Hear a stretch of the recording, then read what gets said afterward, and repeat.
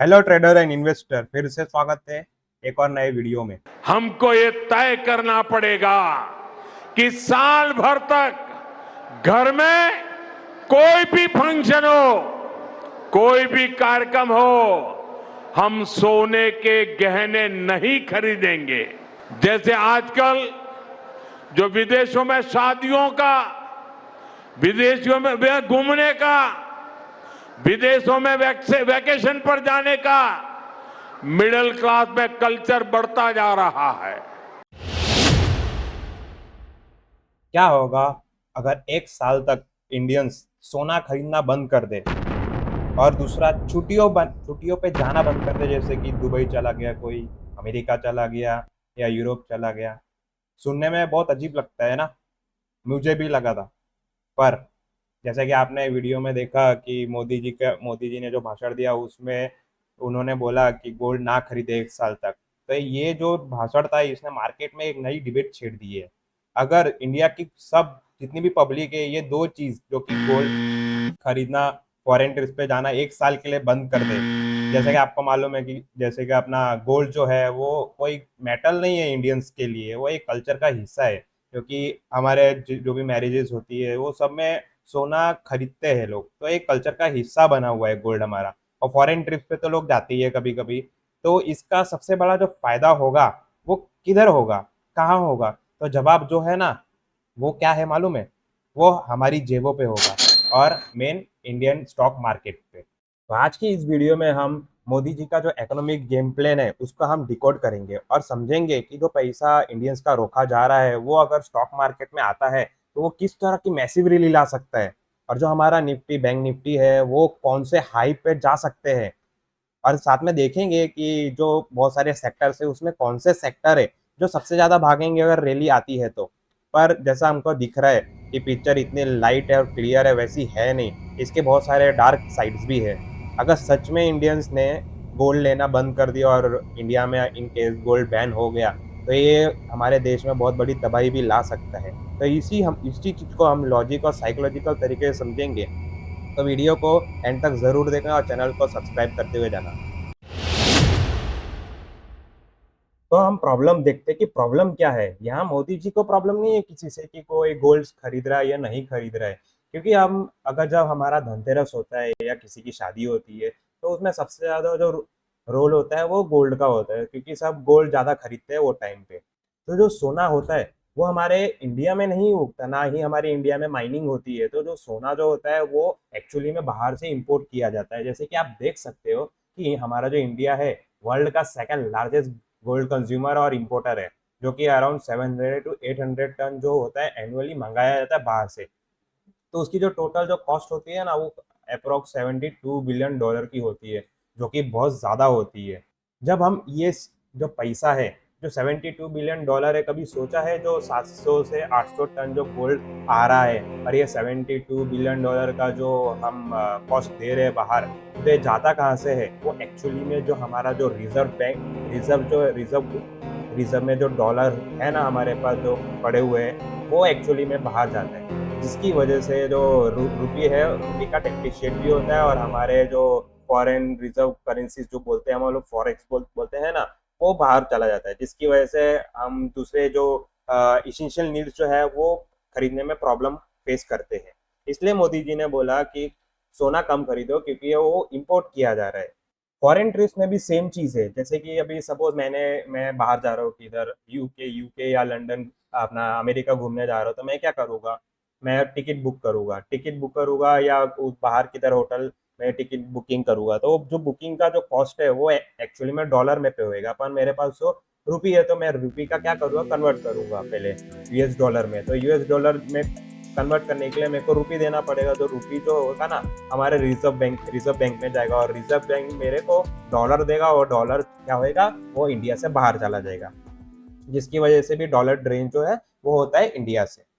और जब तक जो हमारा फॉरेन रिजर्व जो है, फॉरेन रिजर्व देने देने की वजह से जो गोल्ड इंपोर्ट किया जा रहा है, जिसकी वजह से डॉलर जो है डायरेक्टली बाहर चला जा रहा है, वो जब तक देश से बाहर जाता रहेगा उसकी वजह से हमारा जो डायरेक्ट इम्पैक्ट होगा ना वो हमारे रूपी पे होगा। उसकी वजह से क्या होएगा, हमारा रूपी जो है डेप्रिशिएट होना चालू करेगा धीरे धीरे।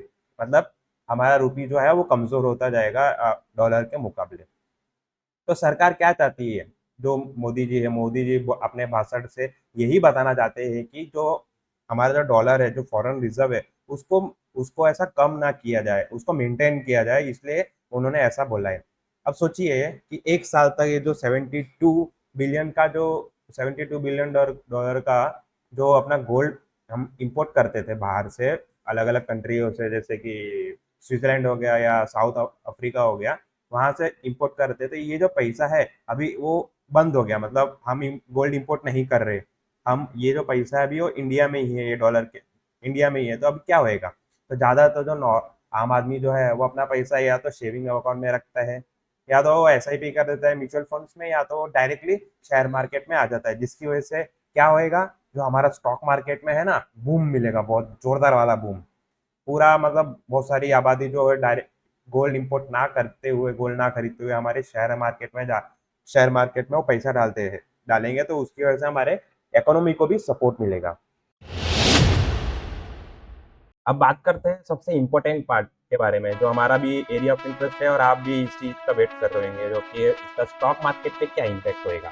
तो सपोज मोदी जी के कहने के बाद अगर पूरी पब्लिक इसको मानती है और अपना पैसा अपने पास ही रखती है और इनडायरेक्टली स्टॉक मार्केट में इन्वेस्ट करती है, तो हमारे जो डीआईज है, डोमेस्टिक इंस्टीट्यूशनल इन्वेस्टर, उनके पास इतना कैश फ्लो होगा ना कि हमारे निफ्टी को बाहर के इन्वेस्टर्स की जरूरत नहीं पड़ेगी, जो कि हमारे एफआईज है उनकी जरूरत नहीं पड़ेगी। मतलब हमारा जो मार्केट है वो डिपेंडेंट नहीं रहेगा बाहर के लोगों के ऊपर कि वो भरेंगे, वो डालेंगे, इन्वेस्ट करेंगे इंडिया में तभी मार्केट ऊपर जाएगा, ऐसा नहीं होगा।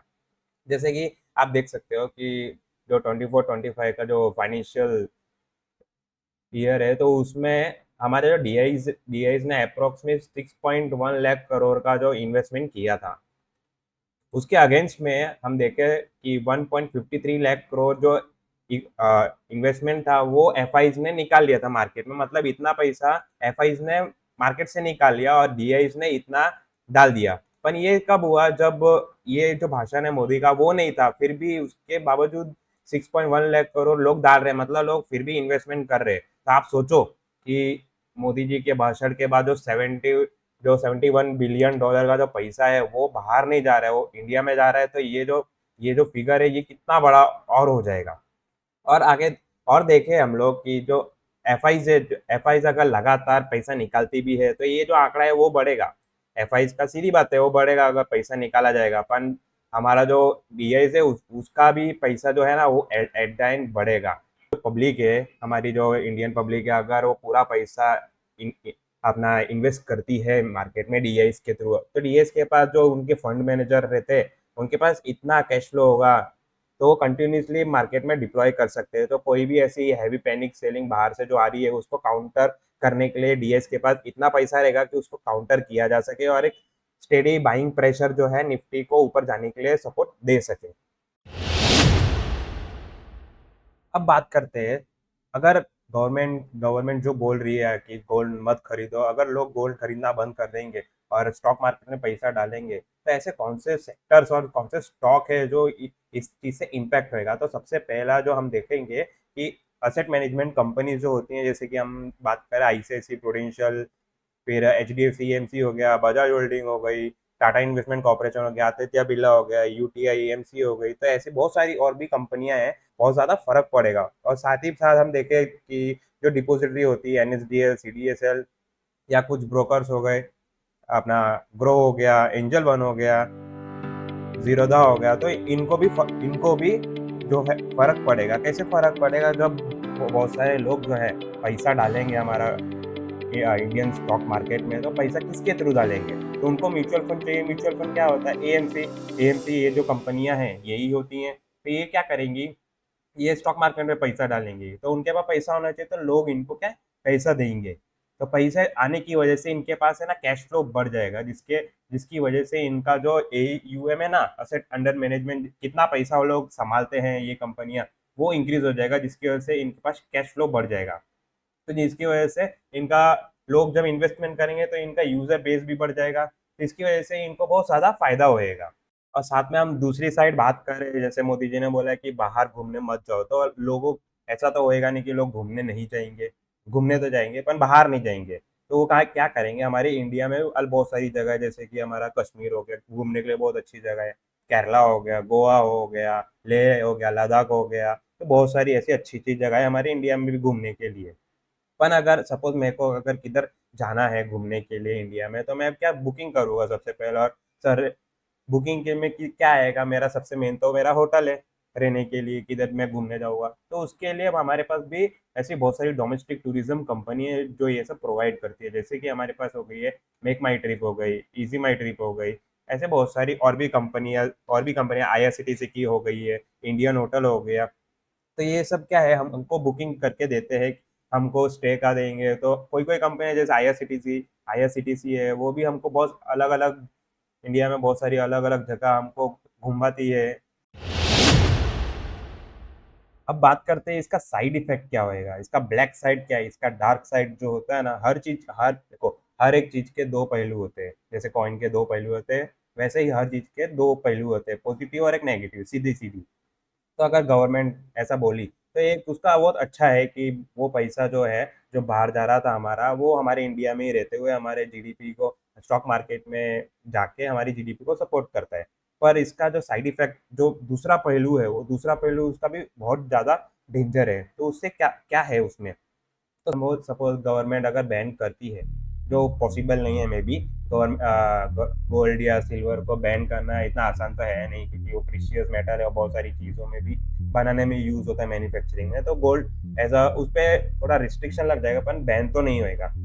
तो अभी क्या होता है इसमें, सपोज गोल्ड अगर इधर थोड़ा रिस्ट्रिक्ट किया जाता है, अगर कम करने बोला या रिस्ट्रिक्ट किया जाता है, तो उससे क्या होगा, स्मगलिंग बढ़ जाएगी। जैसे कि 1968 में भी किया था एक बार, कि जो गोल्ड है, गोल्ड के ऊपर भी बहुत रिस्ट्रिक्शन लगाए गए थे, कुछ 15% का इस पे टैक्स लगाया जा रहा था। तो क्या महंगा हो गया था इंडिया में हमारे। एक क्या होता है, एज अ गोल्ड है, मैंने जैसा बोला, जो गोल्ड है हमारा, वो कोई मेटल नहीं है, हमारे एक इमोशंस है, हमारे कल्चर का हिस्सा है।